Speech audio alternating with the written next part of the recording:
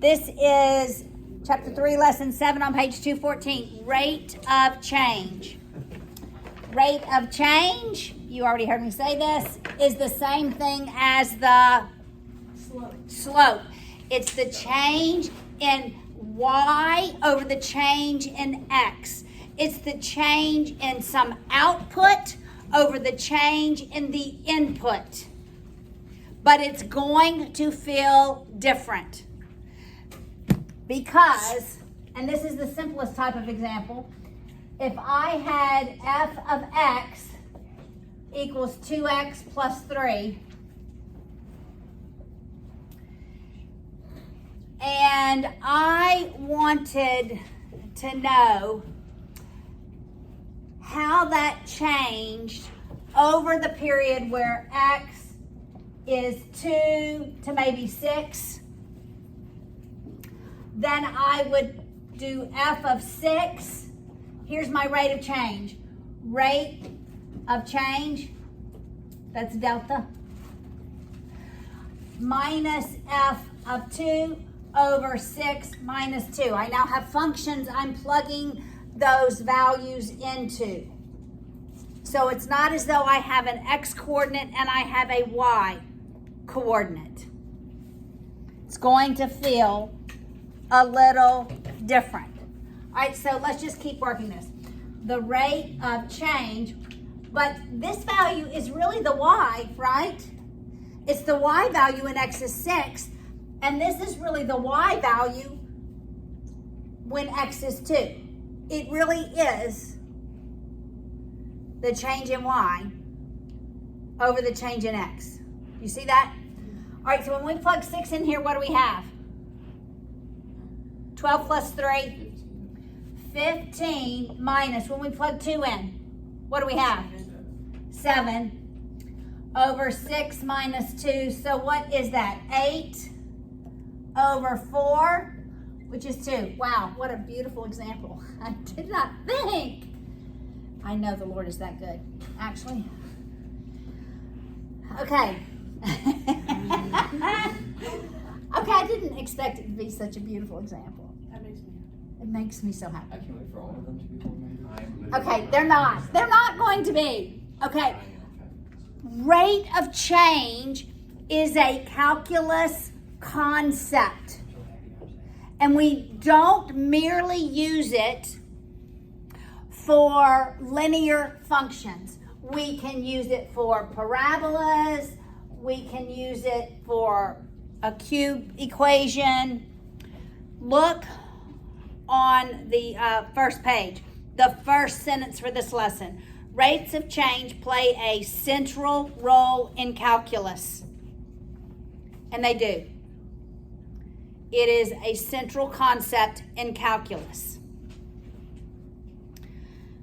All right, so let's look at this first example.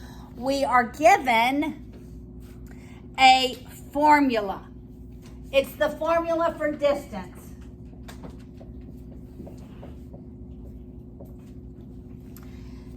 And they've made this table for us so that time is your x value and the distance this rock travels is d of t. That's your y value, all right? So look at the table on the bottom of that first page. Before the rock travels any time, it travels 0 distance. But when time is 1 second, it travels 16 feet. Okay, now this is true in physics.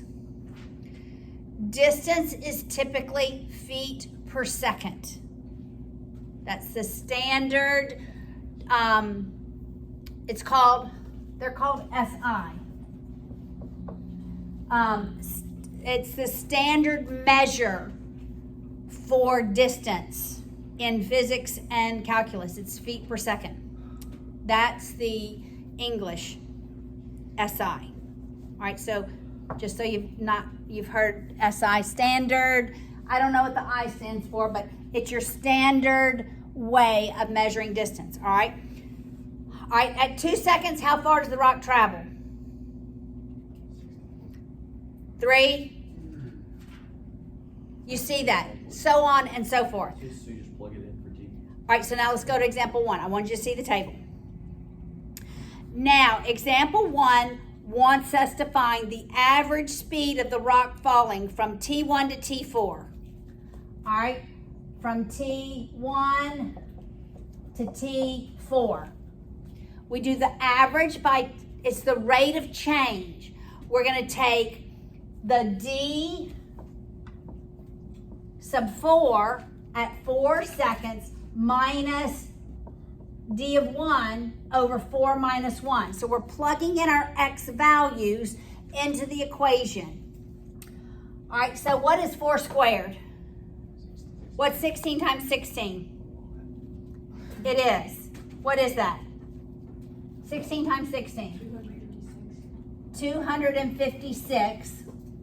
When I plug in 1, what's the value? 16. Minus 16. 4 minus 1 is 3. All right, so what's 256 minus 16? 240.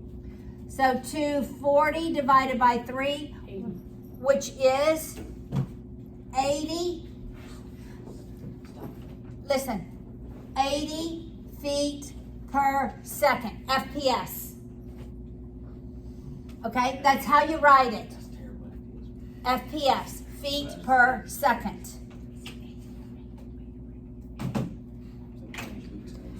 Does that make sense? Is it 80 or 80? 80. 80, that's right, 80. Okay, and we can do the same from, in that B example, from T equals 2 to T equals 4.5. What would we do? What would we do with this? If I want to know the average speed, Isabella? D4. D of 4.5. You got it. Minus D2. Minus D2 Equals 4.5 minus 2. over yeah. 4.5 minus 2. You plug 4.5. Yes? Could you subtract 2 from 4.5? Where? In the denominator? No. Like, I was going to do, I was just asking. No, you can't. Because what this asks is, when X is 4.5, what's the value of Y? And we're going to subtract from that value when X is 2, what's the Y value? Got it? So it's the change in Y over the change in X. That's the given speed over a particular interval. All right, so are you seeing that is the change in Y over the change in X? Okay, now we're going to see the change in volume. We can do this with any equation. Look at the top of page 216. It gives you the form for rate of change. It's the change in f of x. You see that little table on the top of page 216? The average rate of change is the change in f of x divided by the change of x, in x. So really, rate of change is really delta f of x over delta x. The change in the output over the change in the input.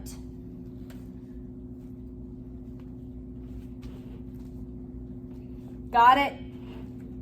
Yes. All right, so now let's look at volume. They give you the equation for volume. I believe you do need this in your homework.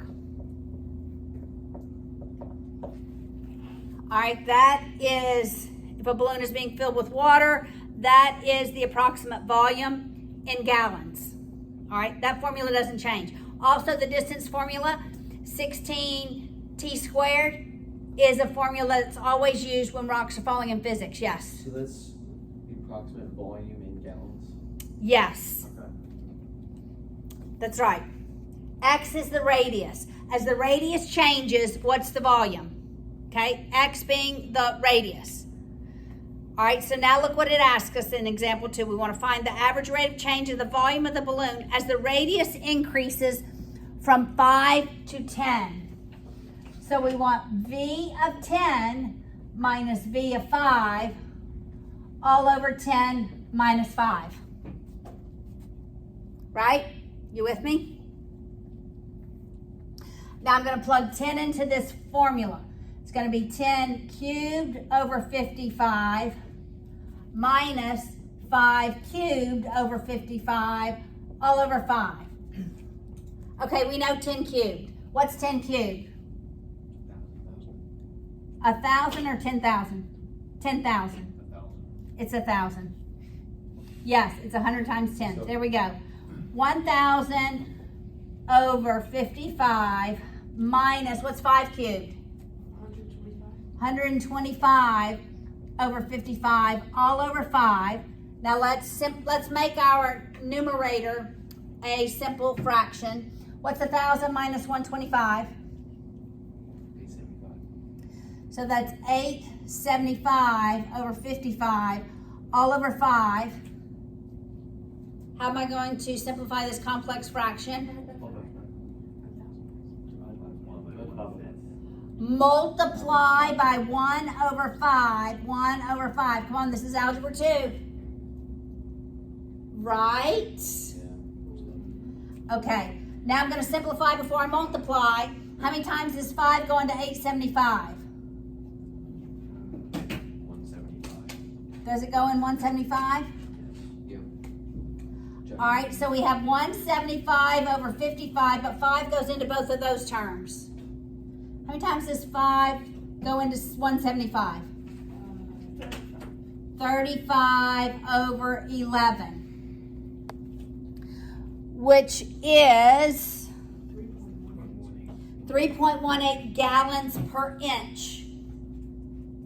So when the radius, this is what it is telling us. When the radius increases from 5 to 10, the volume is increasing by 3.18 gallons per inch. Make sense? We can do that with any type of equation. Look at example 3. All right, so they have given us the cost to manufacture specialty office desks. And there's the formula. You see it in example 3. It wants to know the cost of producing desks over a given number. Yes? So for gallons per inch, you want us to write that all out? Yeah, okay. yeah. There's no abbreviation for gallons per inch. You're not going to use that a whole lot, probably. In physics, you're going to use feet per second a whole lot. Okay, let's just do the B of example 3 because it's the same thing. The cost to manufacture from 10 to 30 desks is going to be C of 30 minus C of 10 all over 30 minus 10. You getting this, guys? Okay, so now we have to plug in 30. 0.1239 times 30 cubed minus 0.06 times 30 squared plus 1.6 times 30 plus 5. It's all minus this whole thing with 10 in it. 0.0, there are 3 zeros, 0.09 times 10 cubed minus 0.06 times 10 squared. Plus, but it's minus this whole term. Somebody get the value of that first term. Someone get the value of this second term. Oh, Ethan's got it. Let's go, Ethan. And it's all over 20. Wait, why did you do $30 number? Oh my gosh. Wait, why Oh, did the you first term is 23.3. Okay, this first term is 23.3. Yes, Lucas, what was your question? Ethan? So when we do these on homework, can we please just enter the whole thing in the calculator and write the answer? No. Or do do we have to write the whole thing out? I want you to write the whole thing out. It doesn't take very long. Yeah, it just took me like 30 minutes for him to fill it. It's gonna take me 30 minutes to put that in the calculator. All right, what's this second term? I think it's like 15.9. Are you looking in the textbook? No, I'm not Lucas. Yes, you just did. Where's your calculator? Minus 15.9. What is the result of this? It's 1.21. 3.7. It's actually 1.21. It It said, if you go back and look at this, it said it's the cost in thousands of dollars. This is in thousands. So really the cost is 1210 because you multiply this by 1,000. That's the wrong answer. you're looking at That's C. the answer to C. Essentially. It's 0.37. There we go. I didn't look at the answer to C. It's 0.37. So it's $370 per desk. So what does this tell me? As I produce from 10 to 30 desks, the average increased cost per desk That's expensive. is $370. That's an increase. It's costing me more. Expensive. Yes. Yeah. Like, Okay. These things are probably for 20. However, why is this practical? Why is this practical information to know as a business owner? So you know you don't get scammed. Okay, look at the difference, the cost between 0 and 10. What's the cost between 0 and 10? $1,090. Yeah, not $1. This is 370 between 10 and 30. So you don't want to do What is 30 to 50? 1,210. What's the ideal production? 10 to 30. 10 to 30. Do you see that? that. Yeah. So it is key for businesses to know this. Look at example 4. Now it's graphed for you, all right? This is the temperature on an average day. It goes, well, maybe on a particular day, not an average day, on a particular day. And it begins at midnight, goes from midnight to midnight, okay? Midnight to midnight. Obviously, it is not Baton Rouge because the high for the day was 68 degrees. They are definitely in Yes, Utah, winter. maybe. That's just winter. Yeah, this is like dead of winter, Louisiana. Yes, yes. Utah already has snow on the mountaintops. Okay, I want that. so guys, let's figure this out. What is the average rate of change in the temperature from 4 a.m. to noon? Help me do this. 4 a.m. to noon. Well, it was 40 degrees at 4 a.m. That's crazy. The noon is Okay, at 4 it was 40 degrees. At noon it is 58 degrees. It's 22. At noon is 45. 58. Oh yeah. It's 24 p.m. at noon it's what? 58. 58. So what's my equation going to be? 4 to 12 to 4. Laura, tell me what the equation is going to be. To get the rate of change of temperature.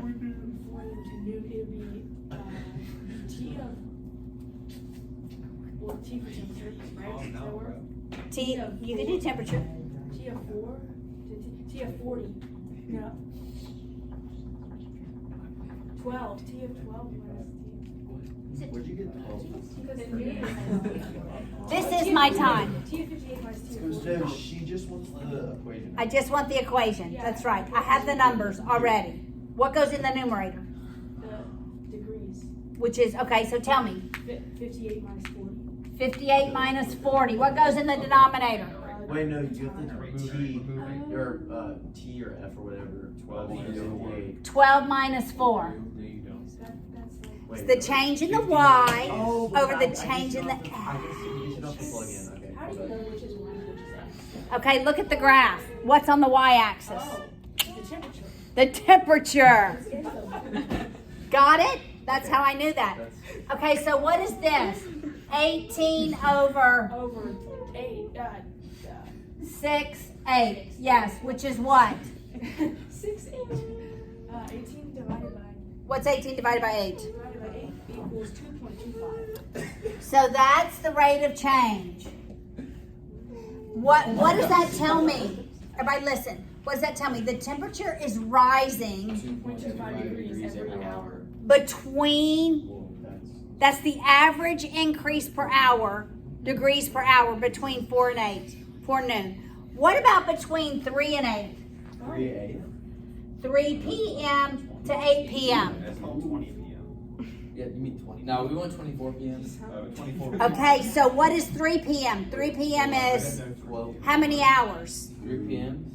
8 hours. 15 p.m. 15. For what? So what is the temperature at 15? Your military time. What is the temperature at 15? 68. Shh, guys.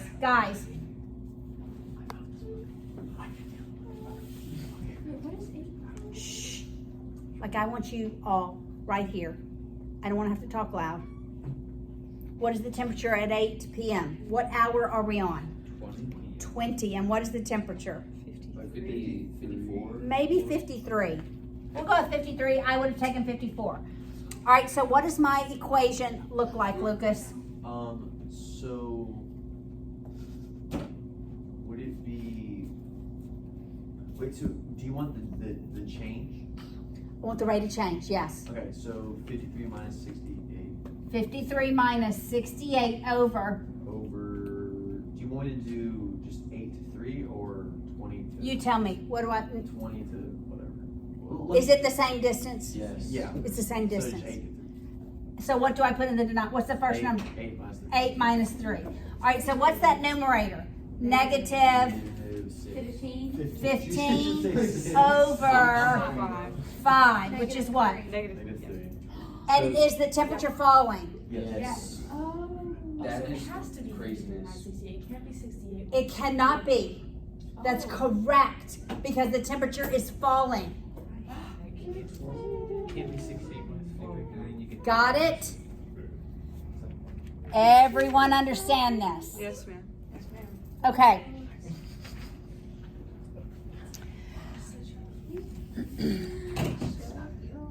All right, I've already connected it to geometry by telling you it's really the change in y over the change in x, it's the slope. I've already connected that. So I'm not going to go over the geometric interpretation. Let's move to example 5. Okay. Now this is going to be different. Okay, everybody look. This is the connection to calculus. Okay? All right. With calculus, you look over very small periods of time. All right? Calculus wants to look over a very short period of time of x. All right? So in example 5, it wants us to calculate the average speed of a falling rock from 3 to 3.1. Okay, I'm going to draw it for you. From 3 to 3.1. Remember the formula? D of t equals 16t squared. Okay, except when we're looking at very small portions of time, on the x-axis, we're looking from 3 to 3.1.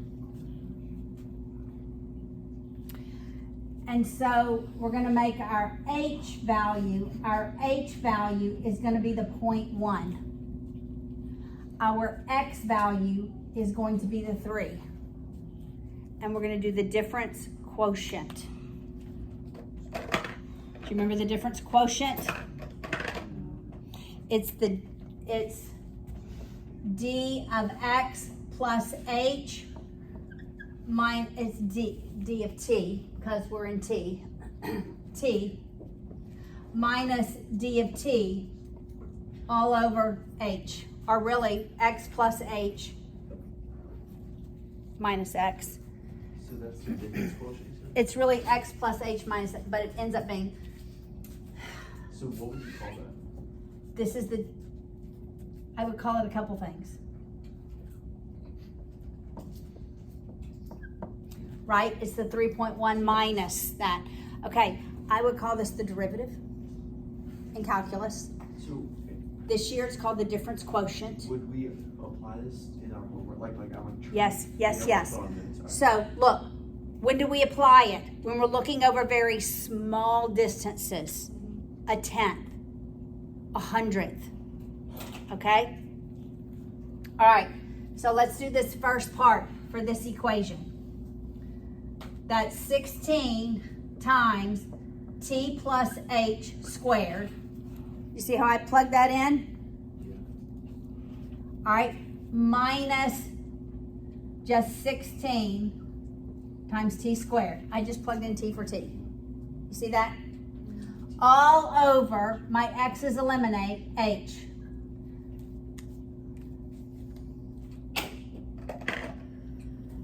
All right, what is t plus h squared? 16 squared. No, no, no. Wait, wait, E wait, squared plus H 2 squared. My bad, yeah. Oh, yeah. T squared. Plus H squared.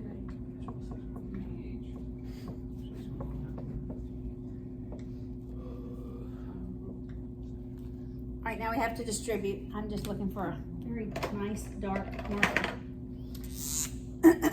All right, so this ends up being 16t squared plus, is that 32? Yes. 32th plus 16h squared minus 16t squared all over h.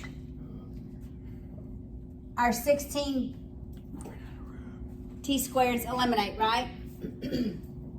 Yes, you're always going to run out of room in calculus. So then we have 32th plus 16, Paula. 16h squared all over h. What can I factor out of every term? I can factor out an h. All right, so let's take an h out of every term. And I'm left with 32t plus 16h. No. Is that right? Did you factor out the H of 16? No, because it's squared. Okay, yeah, that's correct. Okay, guys, what's my t value? 3. What's my h value? 1. Got it? My h value is the small one. So it's 32 times 3 plus 16 times 0.1. And that value is 97.6 feet per second. So in that very small range, that is the rate of change. So what does calculus ask? Calculus asks over a very small range, what is the rate of change? And actually it's looking at the slope of a line tangent to the curve. That's why h gets progressively smaller and smaller. When we get to calculus at the end of the textbook, we will ask the question as h approaches 0, what is the slope of that line? That's the question we're going to ask at the very end, because we want to know even closer than 0.1. We want to know as h approaches the value of 0. All right, we can do the same with volume. The same concept with volume. It is also going to be a very long, but you'll have to do this in your homework. All right, so our equation is v of x equals x cubed over 55. And we want to know as v changes from 8 to 8.01. So what is my x value? 8. What's my H value? 0.01. 0.01. You got it? My X value is going to be 8. My H value is going to be 0.01.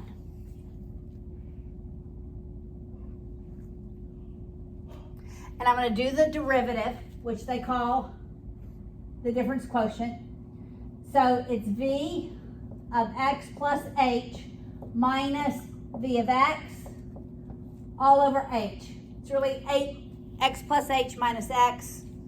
Yes. So when do you know, like, when to do the, like, it Like that, this. or, like, When do we know how to do this? When it's small numbers. When the change is very small. Very small. Or the problem tells you use the difference quotient. Alright? Alright, so this one is going to be just lovely. X plus H cubed over 55 minus X cubed over 55. Alright, let's go do X plus. What's X plus H times X plus H? It's X squared Yeah. plus 2xh times, plus h squared. Yeah, now we have to multiply it by X plus H again. Because it's cubed. Okay, let's multiply everything by X. That's X cubed plus 2X squared H plus XH squared. Now let's multiply everything by H. This is X squared H. This is 2XH squared. And that's H cubed. See what I got? I'm just going to write those over here.